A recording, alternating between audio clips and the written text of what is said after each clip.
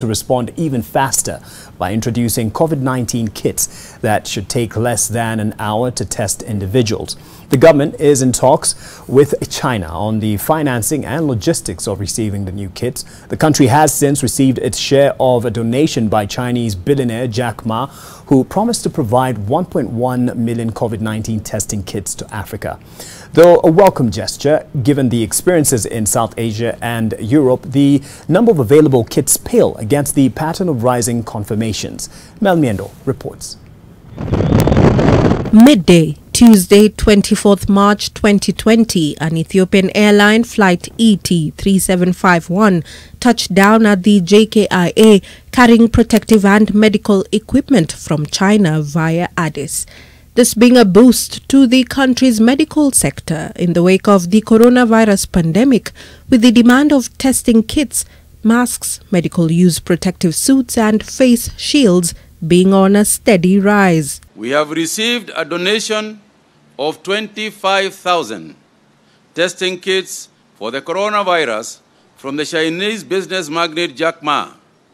On behalf of the government, I want to thank this gentleman for his generosity, as this will go a long way in helping us fight this disease. It calls for not individual or separate actions. We as Africa, we Ethiopia and Kenya as good neighbors, we should bring all our resources in the fight against this global and regional problem. Kenya becomes the fifth country to receive coronavirus testing kits after Egypt, Djibouti, Eritrea and Sudan. Although this may come as a reprieve to the medical sector, experts still believe that crisis looms over the demand of general medical supplies, mostly imported from countries that have been gravely affected by the pandemic.